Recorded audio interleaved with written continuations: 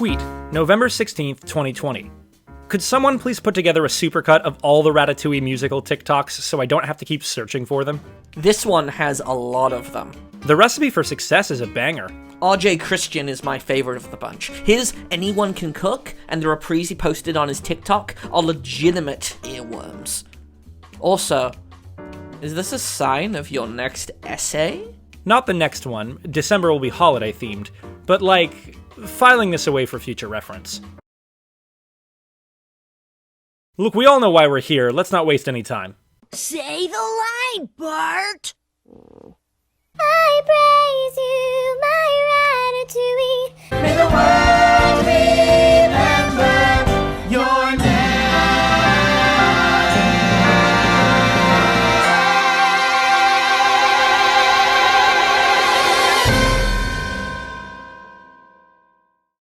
Ratatouille the Musical, often shortened to the Ratatousical, is a 2020 trend on musical theater TikTok that was turned into a 2021 digital benefit concert produced by Seaview Productions. It's also, and I'm really not exaggerating, the most interesting development in American theater of the past year.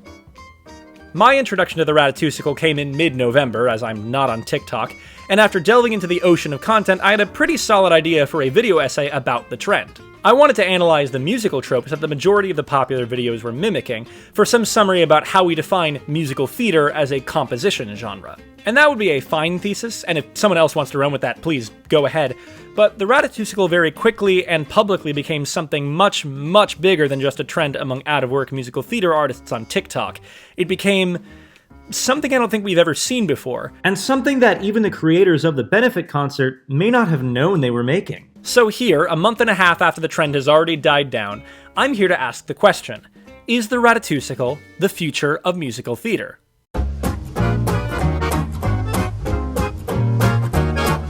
Ratatouille is a 2007 film directed by Brad Bird from a concept by Jan Pinkava. It's currently the best-rated Pixar film on Metacritic, one of the only Pixar films to receive 5 Oscar nominations, winning for Best Animated Feature, and, according to the late Anthony Bourdain, the best and most accurate film ever made about the food world. It's also among Pixar's more thematically mature films. Rewatching it, I was taken by how intricately plotted the film is, with very little comedic filler or unnecessary fluff. Every single character has a motivation that puts them in direct conflict with someone else, leading to fluid, organic subplots on topics like finding purpose in life and overcoming class prejudices. The vocal performances are spot on, a testament to the casting as well as to the depth of the writing. Also, did you know this is Will Arnett?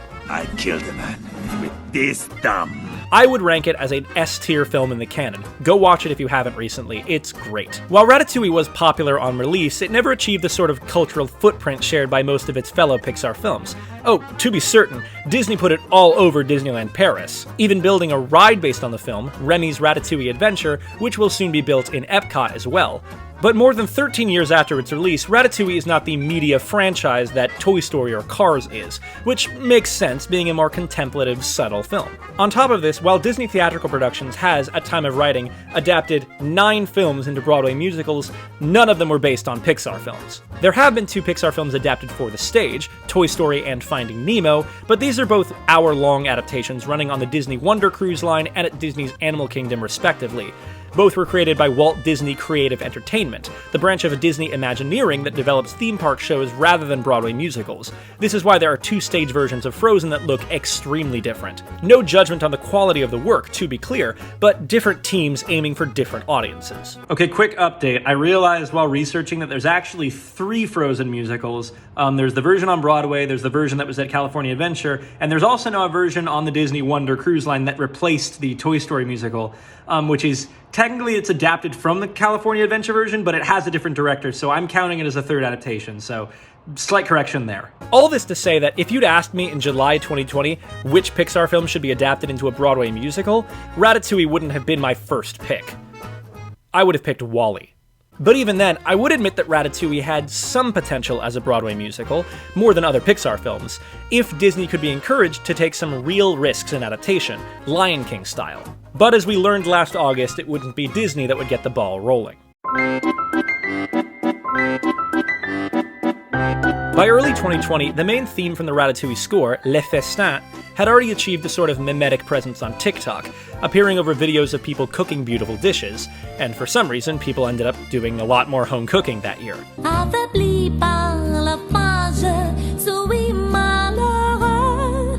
And for those who were perhaps less adept at cooking, there was the poorly sung faux French cover.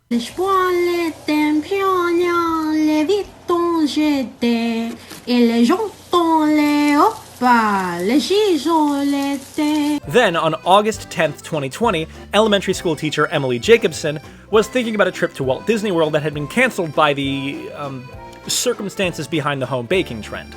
Specifically, she was thinking about the soon-to-open Ratatouille attraction, and began humming a tune to herself. This tune, posted to TikTok later that day, was entitled Ode to Remy. Remy, the Ratatouille, the rat of all my dreams. I praise you, my Ratatouille, may the world remember your name. According to Jacobson, I like making up random songs, and I thought it'd be really funny to use words like praise as if Remy was a god. It was just supposed to make my sister and a few friends laugh. This is entirely in line with the other content on Jacobson's account, consisting of similarly reverent songs about Wheezy, Cogsworth, Jar Jar Binks, the Matterhorn Yeti, the smell of water in Pirates of the Caribbean, and my personal favorite, Hymn for the Ascension Poo. It's the many adventures of Ascension Pooh. He rose for us on the seventh day. The original TikTok remained obscure for weeks before its audio began to be reused in TikToks by other users with more clout and, more importantly, more followers. This eventually brought the video to the attention of composer Daniel Mertzluft. Mertzluft had already found success on TikTok with his original compositions, and at the time he found Jacobson's video was still riding the high of his successful Grocery Store the Musical, a comedic parody of the song New York Summer by Louisa Melcher. And we're fighting in a grocery store, and I love you, but I don't know if I like you anymore. Grocery Store quickly gained popularity due to TikTok's duet feature, which allowed other users to continue adding on to the songs, adding additional characters and lyrics. And we're fighting in a grocery store, and I love you, but I don't know if I like you anymore. Mertzluft heard Jacobson's video and was inspired. It screamed to me a big, big Disney ending, like Little Mermaid's Part of Your World or the ending of Hunchback of Notre Dame. For the orchestration, I did lots of tremolo high string, tubular bells, a glockenspiel, a French horn. Alan Menken uses a lot of French horn. And so, Mertzluft posted his fully orchestrated cover of Ode to Remy on October 19th, 2020. Remy, the Ratatouille, the rat of all my dreams. I praise you, oh Ratatouille, may the world remember your name.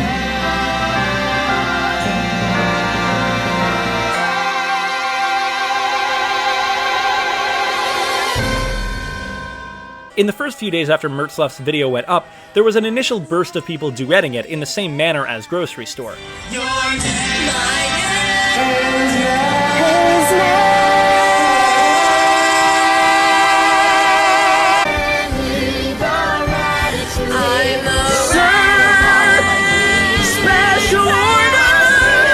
Even Jacobson herself added to it, jumping in as Remy's deceased mother.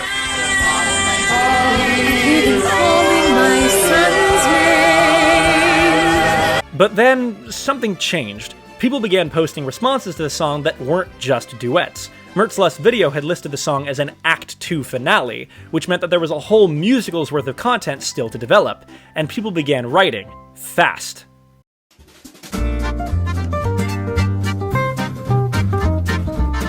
In the following weeks, the theater community on TikTok began contributing more songs for the musical, covering every scene in the film and every musical theater songwriting trope. These included a brooding French waltz for Remy's father from Gabby Bolt. Don't waste your whiskers on dreaming.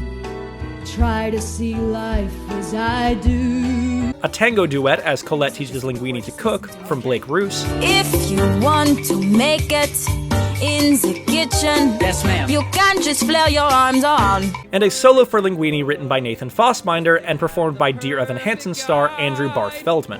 But in this case, we also have to find a place for that tiny guy to hide. But still, hey! One of the more prolific writers was R.J. Christian, an NYU student who composed 7 songs for the Ratatousical, including a feature for Emile, a Remy Linguini duet, a song and dream ballet for Anton Ego, a song for Gusteau and its Sad Act 2 reprise, and a Colette Linguini duet co-performed with Jacobson. All your sweat and tears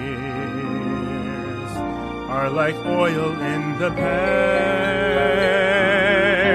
And each of these new songs inspired more duet responses themselves. A villainous song for Chef Skinner written by Sophia James, I Knew I Smelled a Rat, Conspiring with Herodes, hey, can you imagine that? was subsequently turned into a tap number when multiple choreo tracks followed. Another example is Roos's The Rat's Way of Life. See, it's the rat's life for us in old Remy. We don't cook food, let alone where we don't go. A song that became the inspiration for a transcription, costume concepts, actual costumes, multiple choreography videos, and a crowdsourced orchestration. Bolt's Trash Is Our Treasure and Mertzluft's original Act 2 finale also saw users duetting choreography rather than adding additional vocals. There were also alternate versions of moments other people had already covered, like Ego's number, a solo for Linguini, a sad version of the finale, and a different cooking tango.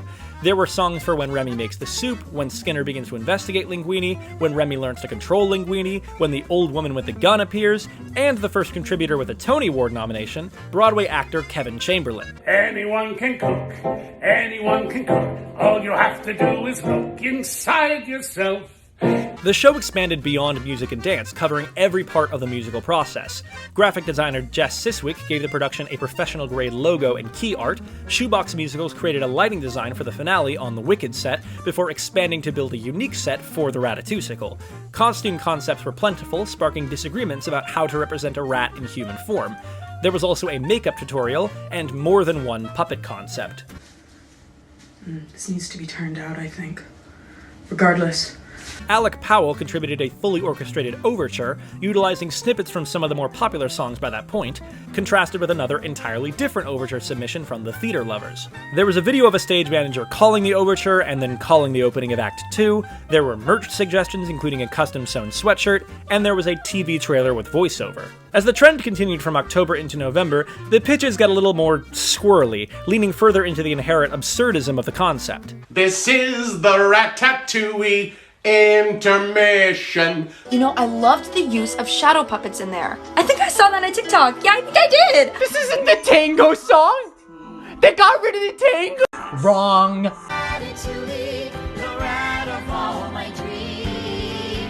Welcome back to the 2020 TikTok Thanksgiving Day Parade. Up next, we have a live performance from Ratatouille the Musical. Remember, you're playing a rat, you're not actually going to smell like one, so people need to put deodorant on. The biggest and most extravagant choreography of the entire show should be an interlude when Anton Ego eats the ratatouille. And lastly, we need to keep Lin-Manuel Miranda away from the production of this show.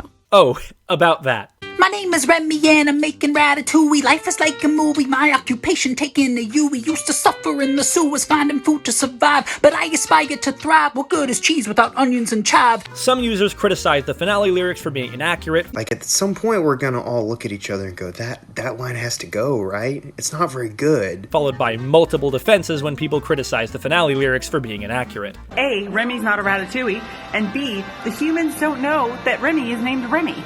The solution?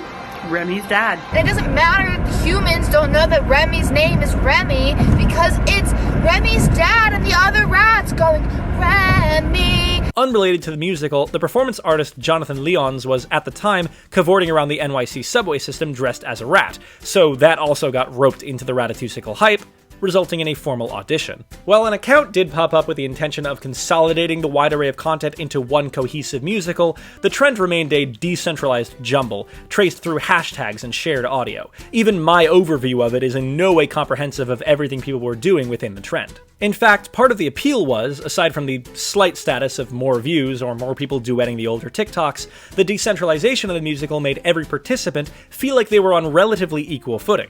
No one could make the call that certain content wasn't good enough to be in the show, because there was no intention of ever bringing all the pieces together into one final product. The process was the purpose. According to Jacobson, a lot of the videos I saw early on had text that says, "Please hire me." You feel so bad for those people, especially people who have just graduated with degrees in music or acting, and they've entered this world where there are no jobs to be had. For these people, it's kind of an outlet for them to be creative and still get their face and their music out there. While there were calls that it had to come to Broadway, it was nearly impossible to do so. Not for the practical reasons, people critiqued how the scale would work, but other TikToks came out to explain the scale, not to mention that musicals like Beauty and the Beast have succeeded while ignoring scale altogether. The real reason was that any version of the Ratatousical that tried to be comprehensive in any way was going to have to make the difficult decision about what content to keep in, and more importantly, what to kick out. On October 30th, articles were published in The Guardian and Broadway World that first brought the Ratatousical off TikTok and into the news. In mid-November, both Vulture and Rolling Stone published oral histories of the trend, interviewing a wide array of content creators from composers to designers. Hell, the Rolling Stone article included this TikTok, a personal favorite.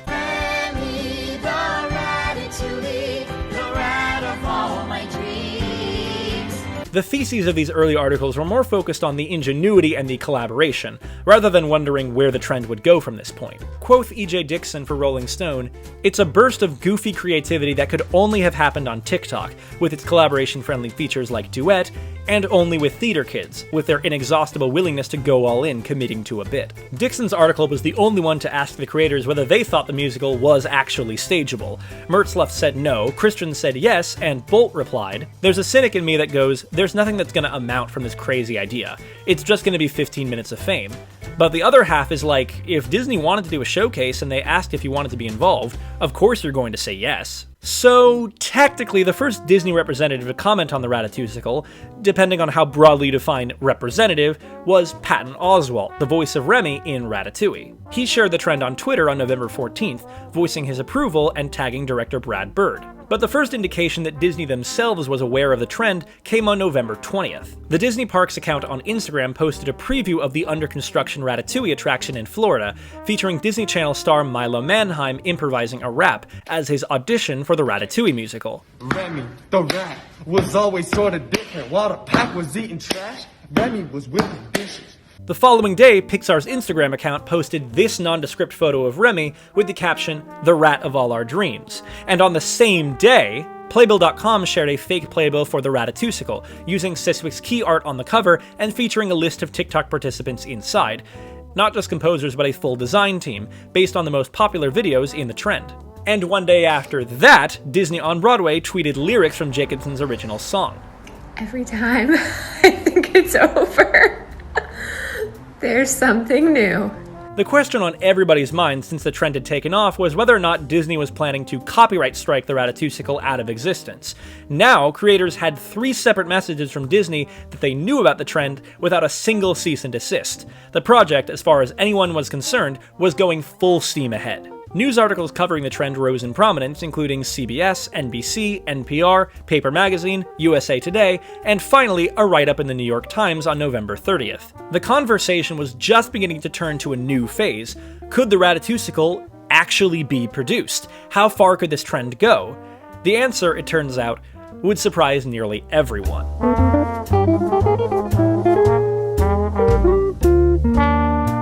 Around the time that Disney acknowledged the Ratatousical, producer Greg Noble was beginning to plan. He arranged a meeting with Tom Schumacher, president of Disney Theatrical Productions, and incidentally, a former board member of the Actors Fund, a charity supporting out-of-work artists that had been slammed hard by the needs of the ongoing home baking trend. Noble pitched the idea of a benefit concert of the Ratatousical and requested that Schumacher, shall we say, ask the mouse if he could use the rat for an evening. Schumacher, impressed by the idea and glad that it was for charity, agreed to the deal. On December 9th, theater artists woke up to the news that Seaview Productions, the production company behind the Broadway transfer of Slave Play, would be helming a one-night-only benefit concert of the Ratatousical, now titled Ratatouille the TikTok Musical. The performance would stream on January 1st, produced in collaboration with TikTok and Today Tix, as a fundraiser for the Actors Fund.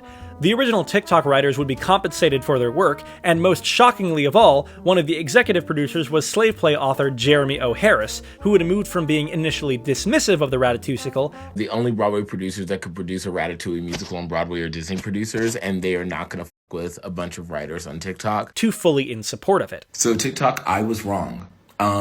There is going to be a Ratatouille musical on Broadway for one night only to support the Actors Fund, and I'm proud to announce that I'm one of the executive producers, so I hope you come and check it out.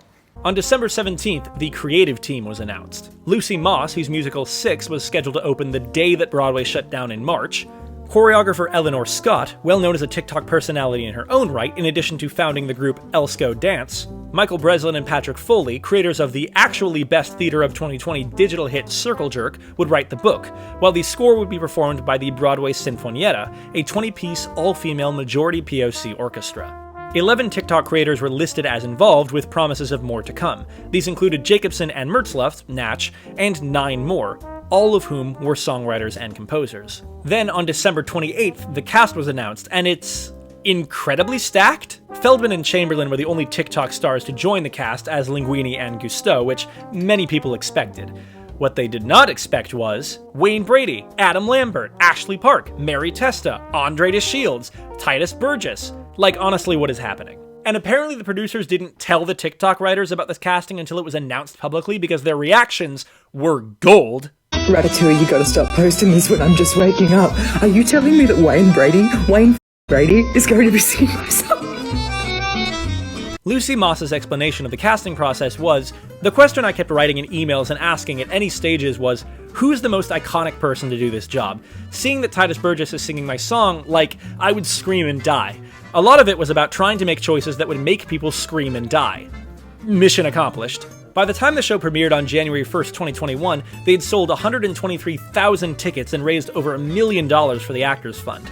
By the time that its 3-day streaming window ended, that had been bumped up to 350,000 tickets. It's like, I think I did the math, and like 12 times as many people saw this than could have possibly seen me in Dear Evan Hansen. I did a car parade for a friend of mine for his birthday, and his friends from like school were like, is that the guy from Ratatouille? I'm the guy from Ratatouille now.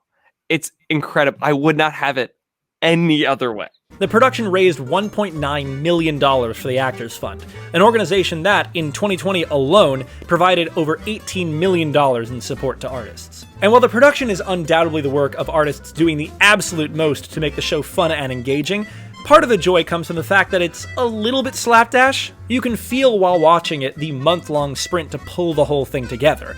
Vulture summed up the effort best. There's a playful irony to the way that a decentralized, collaborative, unsanctioned DIY musical could use the Disney adaptation musical format for something so uncommercial and grassroots, because it's the exact opposite of what we've been led to believe a Disney musical is.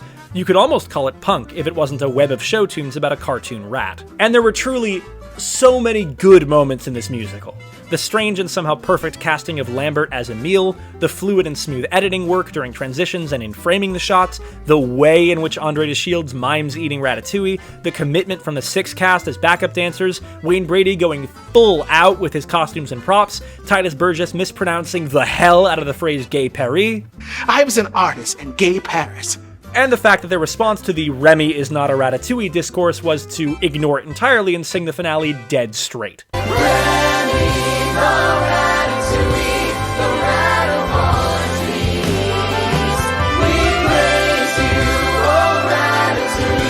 And there's also the more meta-theatrical joys of the process, from the TikTokers' genuine delight at how long their 15 minutes of fame were lasting, to the budding bromance between Gabby Bolt and Wayne Brady, which, please God, let it continue. Bucket list complete without even trying. You did a hold on better than Colin and Ryan. However, I'm not interested in giving a straight review of Ratatouille the TikTok musical. I'm more interested in the process, on how they took a movement that was fluid and egalitarian and hammered it into the shape of a Broadway book musical.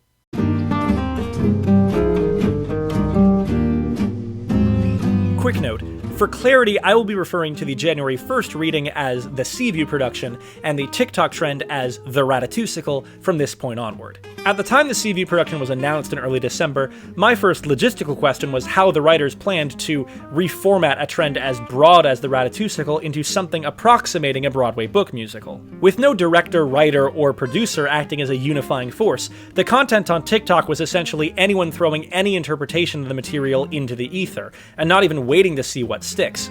In a later panel discussing the project, Mertzluft said that the decision on which songs to include was a twofold process of what was popular on TikTok, along with what was needed to advance the story. And we said, okay, what are the most liked videos? What videos do we have for beats that we don't have yet?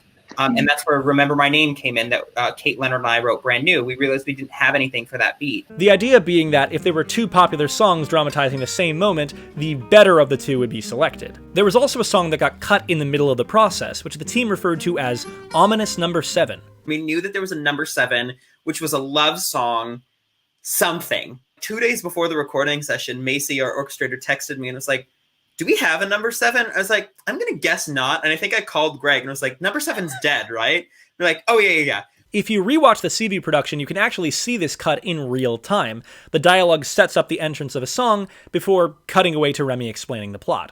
I like you. Look, I'm no good with words. You have talent. No, but I don't. Really, it's not me. What do you mean? Blah, blah, blah. Linguini told Colette about me, the rat in a hat. Book writers Breslin and Foley realized early in the process that having Remy narrate would help to streamline the story by having Remy give the synopsis of certain scenes without taking the time to act them out. And while this does result in a couple of omissions or reductions, the entire subplot about Linguini being Gusto's son is removed, and the explanation for how Remy's puppetry of Linguini works is reduced to this line. Finally taught Linguini how to cook like a real French chef. Tug of his hair here, tug of his hair there, and you got to bang it out. The constant narration does provide some framing to the proceedings to help us get from song to song, which are, being the only elements taken directly from TikTok, the real reason we're here. The musical contains 10 TikTok songs, as well as 2 new songs written by Mertzluft for moments that hadn't been dramatized. Remember My Name, Remy's I Want song, Paris, I hope you're ready for Remy on the rise. and a full finale, both building off the snippet of Jacobson's song that he orchestrated back in October. The Seaview production also has some truly excellent orchestration work by Mary Schmidt, even if it was done under the stress of a tight deadline. The second song I did after the overture was the finale, and I remember Dan saying to me, oh, this piano part there, like, it's actually going to be the theme from the I Want song that I haven't written yet. There really wasn't time to, like, finish all the songs and then sweep through and create motifs. So, like, you kind of had to just create motifs on the fly, and it was disjointed, but in an exciting way. This is likely a reason that Alec Powell's overture, written prior to the Seaview production, opens with a quotation from a song that didn't even make it into the musical, R.J. Christian's The Recipe to Success. We've got a connection I never knew could exist. With you by my side as a chef and a guide, and you with your long arms and legs.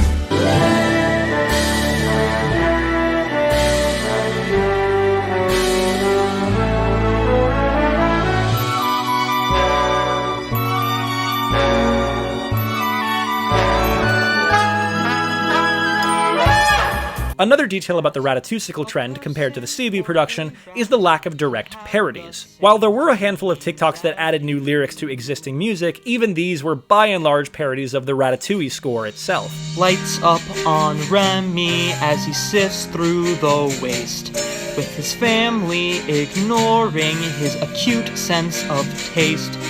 Last week, I was gone, I was nothing, a rat living by the book.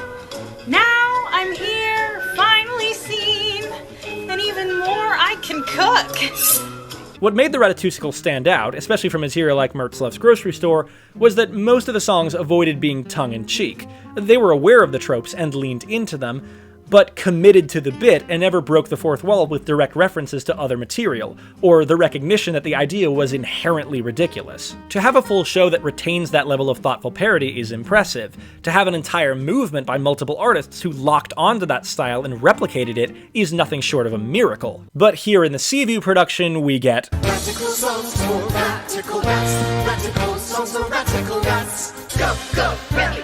Go, go, Remy. Oh, not Remy.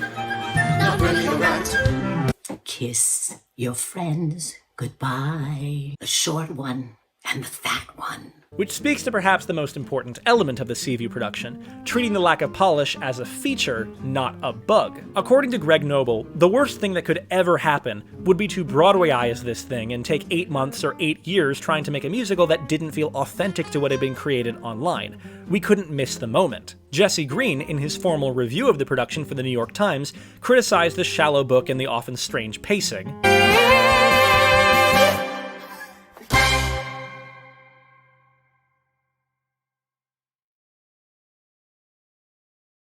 The next morning, but ultimately came down in favor of the show, writing, "It's a trifle, but I mean that in the culinary sense. It's a silly, multi-layered delight. There may be too many chefs, but they offer, as one character puts it, just the right amount of cheese." It mirrors how Ben Kay, my friend from the introduction, described the show when he saw it. The earnestness is off the charts. It embodies a desire to do right not just by the creators of the original TikToks, but by the entire theater community that banded together to keep theater alive during a truly dispiriting year for the arts. Campy and insubstantial as it is, Ratatouille the TikTok musical is a net positive for the world.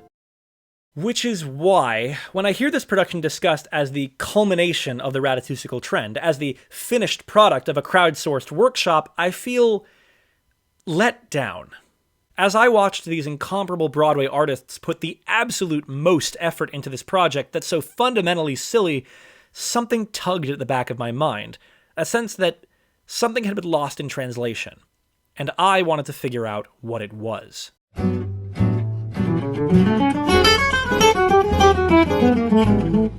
Much of the discourse around both the Ratatousical trend and the Seaview production has consisted of asking whether or not this represents a step towards a new format of how musicals can develop, or whether the whole ordeal is simply a flash-in-the-pan miracle of good timing and talented writers. But the discussion of whether or not this process can be replicated again requires us to parse what element of this process we're discussing. Speed is a huge factor. Only 3.5 months passed from Jacobson's video to Disney Theatrical Productions agreeing to release the rights for a fundraiser, and just over 1 month passed from Noble assembling his production team to the debut of the finished product. The question to ask then is whether a process of this speed is sustainable. Mertzluft Schmidt and music coordinator Emily Marshall were open in interviews about how little they slept during the month of December to get this done in time. I was trying to finalize tempo maps for the drummer while also arranging. Like those 2 days I specifically remember I was I just didn't sleep because I was arranging all day. But, we were creating the show at such lightning speed that I keep saying I honestly feel like I blacked out for the 2 weeks actually orchestrating the show. Not to mention, with the ongoing home cooking trend, actors were required to film material on their own, from their own homes, and significantly, on their own time. I don't mean to imply that these actors had nothing else to do in December, but the impact of the Broadway shutdown on time management and scheduling cannot be overstated. One wonders whether this amount of self-motivated work would be possible in a world where these people have fuller schedules. Those who were in it on this project and were down to make this happen and see it through, most of their other commitments were not active at the time.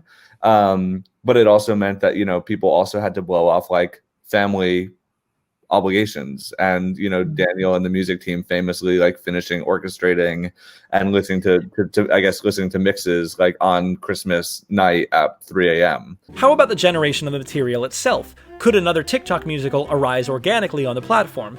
I'd say it's possible, but unlikely. Even as the Seaview production was being announced, a new movement began to musicalize Pixar's Up, with some of the Ratatousical participants contributing. I never knew I could love one as much as you. But it hasn't reached nearly the same heights as the Ratatousical, with no off-app engagement or news stories to support interest. The film choice is also an important element here.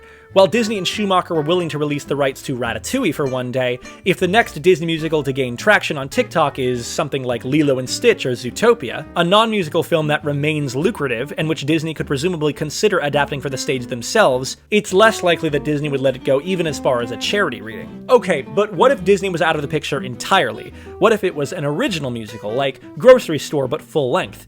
Well, Part of the reason the Ratatousical worked was the accessibility of the story being adapted. Ratatouille's presence as a still popular film means that anyone can watch it, find a moment in it that needs adapting, post their song version of the moment on TikTok, and reliably expect viewers to recognize the moment in question. If people were adapting something lesser known, like The Aristocats or Brave, there's less of a chance that the average viewer would recognize the moment being musicalized, meaning less incentive to duet it or jump in with a moment of their own. Another major talking point from the Seaview production was the accessibility angle. Kevin Chamberlain is super famous and has 3 million followers, and his song was just as important to us as Gabby Boltz from the middle of Australia, who's, who is not at all in our ecosystem. The project is undeniably in line with Seaview's goals of promoting accessibility in the arts, by the nature of the artists it's centered around. Blake Roos, for example, is 17 and lives in Colorado, not an artist who would ever have had an opportunity to collaborate with Broadway-caliber artists at this stage of his career, except in a situation like this one. In a panel on accessibility hosted 2 weeks after the premiere, choreographer Eleanor Scott said this. The thing that I want to say is, especially with this idea that anyone can create, it's a beautiful kind of ideal, right, that anyone can create, but recognizing that not everybody is given the chance and not everybody has the money to pay for singing lessons, dance lessons, acting lessons, like going to see concerts, affording a Broadway show, right? And Greg Noble later ties this comment to the Ratatousical directly. A common refrain is, the stories that we tell on Broadway are too white. These composers who wrote this super white story have been apprenticing as musicians for 10 years for $0 on Broadway because their family could support them while they did that. And, when we start to look at platforms like TikTok and we start to talk about how we're completely democratizing access to the ability, not, yes, of course, the work, but also the process. And that's true. Class distinctions are an undeniable silent hand selecting who gets to work on a Broadway show. I'm just not certain that the Ratatousical is the best project to prove that message. Of the 11 credited composers behind the Seaview production, 9 are white, 7 live in New York with 2 attending or graduated from NYU, one of them is a top 11 finisher on American Idol, and one of them is, well, already a Broadway actor. Not to mention that Mertzluft, unquestionably the MVP of the process for heading up the arrangement of the score, and composing the new music, and kicking off the trend in the first place, he's not just some random kid on TikTok. We have Daniel Mertzluft. He is a New York City-based composer and arranger whose work has been performed worldwide, including off-Broadway, at the Sydney Opera House, and recently on The Late Late Show with James Corden. And to be extremely clear, I am not trying to dunk on him or any of the other writers. It is possible to say that Mertzluft seems like a genuinely good person who is a very talented up-and-coming musical theater writer, while also pointing out that he is the diametric opposite of the sort of accessibility that the Ratatousical is claiming to be built from. And this is all before you consider the professional team that put the Seaview production together. Music arrangers and recording engineers and video editors and legal counsel and that stacked cast, some of whom know almost nothing about TikTok. What has that been like to be a part of this TikTok musical? Well, I'm not social media savvy like that, and I literally just joined TikTok maybe like 2 days ago. And that's the point. Anyone can cook, yes, but only the best dishes can make it to the table. Dishes made by chefs who have gone to culinary school, so to speak. And even then, we're gonna have our professional chefs come in and dress the dishes up a little bit. They know what they're doing. After all, they're in the industry. Which is why I'd push back against the discourse around whether the Ratatousical model could serve as the impetus for a full production further down the road.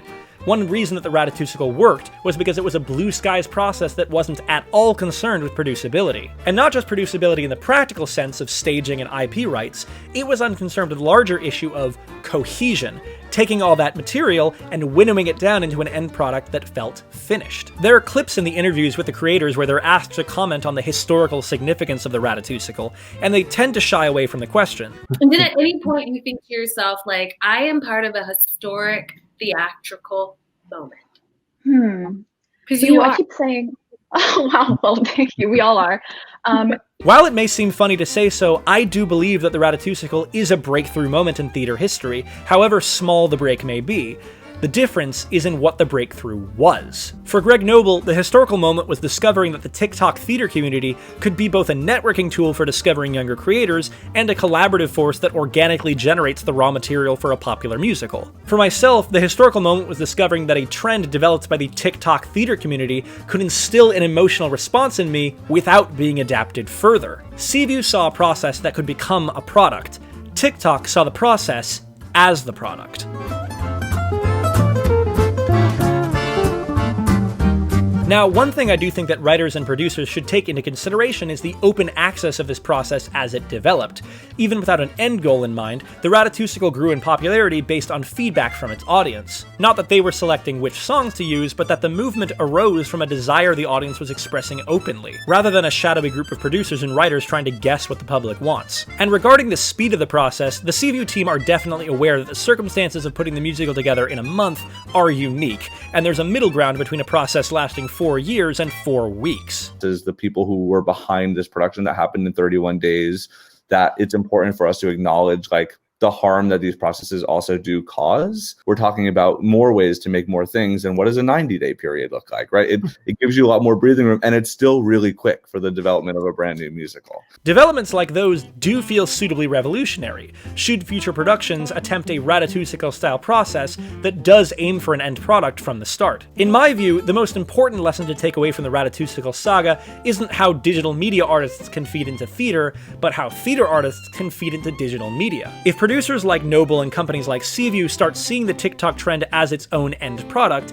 it would serve to build an aura of legitimacy to the work being done there. For the 11 TikTok songwriters invited to be part of the Seaview production, there was a sense that those were the ones who had made it, who had come out of the process with the best material. Instead, I would argue we should see everyone who contributed as having made it, for being part of the trend. That, to me, is much more in the spirit of accessibility. It's easy to forget, especially in light of the Seaview production, how much of the Ratatousical content was never going to fit into a traditional musical theater process. It's much easier to incorporate an already written song into a script than it is to incorporate choreography, or puppetry, or scenic design, or the Denny's joke. Seaview's general ignorance of the non-musical content within the tag speaks to a desire to mine the TikTok trend for content that fits into the extant model of a Broadway musical, rather than expand the form to truly capture the egalitarian nature of the original trend. This idea is encapsulated by Genevieve Sull, the composer of Colette's Training Song, a popular TikTok that Seaview chose not to include in their reading. In an interview with the Rolling Stone conducted early in the trend, she said, "What I'm taking away from it is to not underestimate the way theater is evolving and to pay attention to platforms that are being used as a genuine way to create art. Accessibility is such a common conversation in the theater community, and getting rid of this reputation Broadway tends to have of being an upper-crust, stuffier world. Throughout history, it keeps getting more accessible, and social media is a huge part of why that's happening. There's a feeling that it's crazy this is happening on TikTok, but it shouldn't be written off either. And it's genuinely cool to see this community that we've built. Seaview's Ratatouille the TikTok musical does not capture that communal spirit of the original Ratatousical trend. But I do believe that both of them represent the sort of chaotic good energy that Broadway should be embracing more moving forward. I hope that the producers do keep in touch with these writers and expand their outreach to early career artists. Perhaps there will eventually be a new project that fully embraces the accessibility opportunities that the Ratatousical praised itself for discovering. For its part, TikTok has mostly moved on from the Ratatousical. There is a nascent musical adaptation of Bridgerton in the works on the app, but it has generally been centered on 2 specific writers, more than the Ratatousical ever was. And smaller collaborative trends like Sea Shanty Talk or an apocalypse story about woodchucks have both stayed sober in scale. Calls have been made to release an official cast recording of the Ratatousical, which may happen, but Noble has been clear that the Seaview production is considered a finished product. If we ever had the opportunity to do Ratatouille in real life, we don't, to be clear. We, in fact, just did the world's biggest advertisement for our live production of Ratatouille, which is not happening. Still, producers and creatives alike will certainly be looking out for the next Ratatousical in the coming years, hoping for another bandwagon that blows up in the same way. And while I hold that it's unlikely, it's not impossible, although I would implore the community to heed my advice for next time. Not every trend is a workshop waiting to be synthesized into a final production. We must always remember that joy lies not only in the destination, but in the journey. And the Ratatousical was one of the best theatrical journeys in recent history. You must be imaginative, strong-hearted. You must try things that may not work, and you must not let anyone define your limits because of where you come from. Your only limit is your soul. What I say is true. Anyone can cook, but only the fearless can be great.